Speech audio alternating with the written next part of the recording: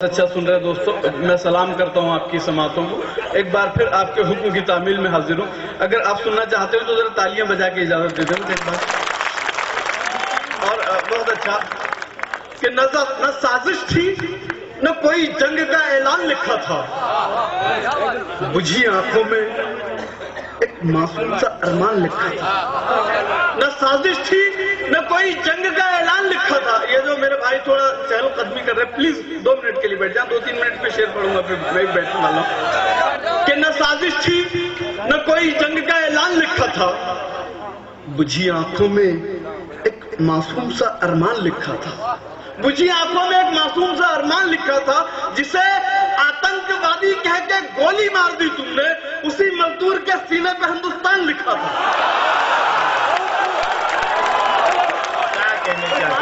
کوئی جنگ کا اعلان لکھا تھا، بجھی آنکھوں میں ایک معصوم سا ارمان لکھا تھا. بجھی آنکھوں میں ایک معصوم سا ارمان لکھا تھا، جسے آتنک وادی کہہ کے گولی مار دی تم نے. اسی مزدور کے سینے پہ ہندوستان لکھا تھا. کیا کہنا، اسی مزدور کے سینے پہ ہندوستان لکھا تھا. برا ہے کون لیڈر کون اچھا ہے نہیں معلوم. برا ہے کون. ایک بار یوں ہوا کہ ایک نیتا جی کو چتا کو آگ دینے کے لیے بلایا گیا. تو نیتا جی تھوڑا غلط ڈھنگ سے چتا کو آگ دے رہے تھے. تو پنڈت جی نے کہا کہ نیتا جی آپ غلط دشا سے مکھکنی دے رہے ہیں. پنڈت جی نے کہا نیتا جی آپ غلط دشا سے مکھکنی دے رہے ہیں. نیتا جی چڑھ گئے اور بولے اب آپ ہمیں سکھائیں گے کہ آگ کب اور کہاں لگانی ہے.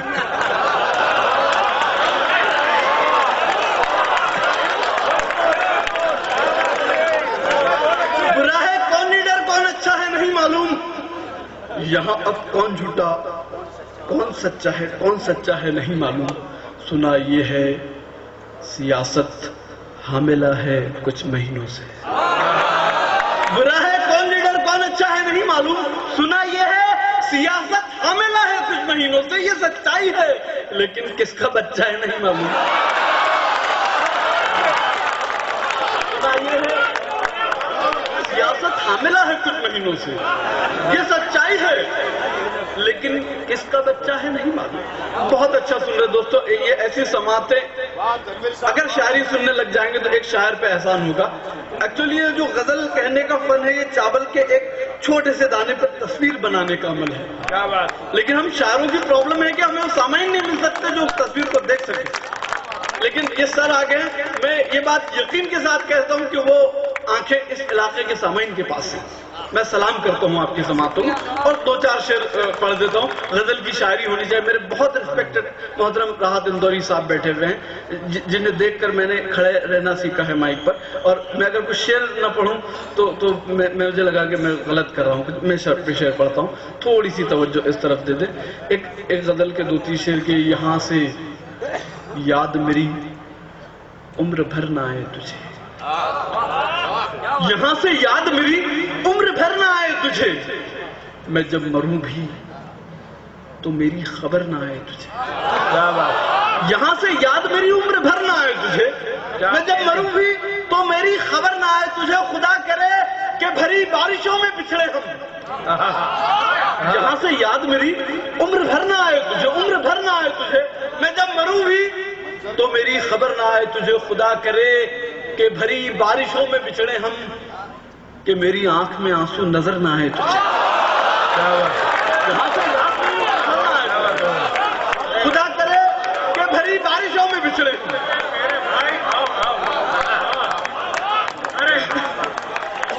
خدا کرے کہ بھری بارشوں میں بچھڑے ہم، کہ میری آنکھ میں آنسو نظر نہ آئے تجھے. کہ میری آنکھ میں آنسو نظر نہ آئے تجھے. بہت اچھا سن رہے ہیں. اسی طرح اور 2-4 شعر سن لیں. کہ میں دیا تھا تو میرا مان بڑھایا جاتا. میں دیا تھا تو میرا مان بڑھایا جاتا. میرا مان بڑھایا جاتا. اس کے مہندی لگے ہاتھوں سے جلایا جاتا. میں دیا تھا تو میرا مان بڑھایا جاتا. اس کے مہندی لگے ہاتھوں سے جلایا جاتا. اس کے مہندی لگے ہاتھوں سے جلایا جاتا. میرے پانی میں کوئی دیکھ رہا تھا چہرہ. میں دیا تھا تو میرا مان بڑھایا جاتا. میرے پانی میں کوئی دیکھ رہا تھا چہرہ. کاش اس وقت گرایا جاتا. میرے پانی میں کوئی دیکھ رہا تھا چہرہ, میرے پانی میں کوئی دیکھ رہا تھا چہرہ. کاش اس وقت یہ پتھر نہ گرایا جاتا, کاش اس وقت یہ پتھر نہ گرایا جاتا. ڈسٹ بن میں پڑی چٹھی کی تمنا تھی یہی. کاش اس وقت یہ پتھر نہ گرایا جاتا, ڈسٹ بن میں پڑی چٹھی کی تمنا تھی یہی. کاش مجھ کو کسی تکیے میں چھپایا جاتا. کیا بات ہے. ڈسٹ بن میں پڑی چٹھی کی تمنا تھی یہی. کاش مجھ کو کسی تکیے میں چھپایا جاتا. پھر دل کے آئینے میں اترنے لگی ہو تم. شیشے پھر دل کے آئینے میں اترنے لگی ہو تم. شیشے کی دھول اڑا کے سنورنے لگی ہو تم. کیا بات. شیشے کی دھول اڑا کے سنورنے لگی ہو تم. میں کوئلے کی طرح سلگنے لگا ہوں جان. پھر دل کے آئینے میں اترنے لگی ہو تم. شیشے کی دھول اڑا کے سنورنے لگی ہو تم. میں کوئلے کی طرح سلگنے لگا ہوں جان. لوبان کے دھوئیں سی بکھرنے لگی ہو تم. میں کوئلے کی طرح سلگنے لگا ہوں جان. لوبان کے دھوئیں سی بکھرنے لگی ہو تم. گیلی ہے میری آنکھ تو کیا دل کے دیس میں. کیا بات. لوبان کے دھوئیں سی بکھرنے لگی ہو تم.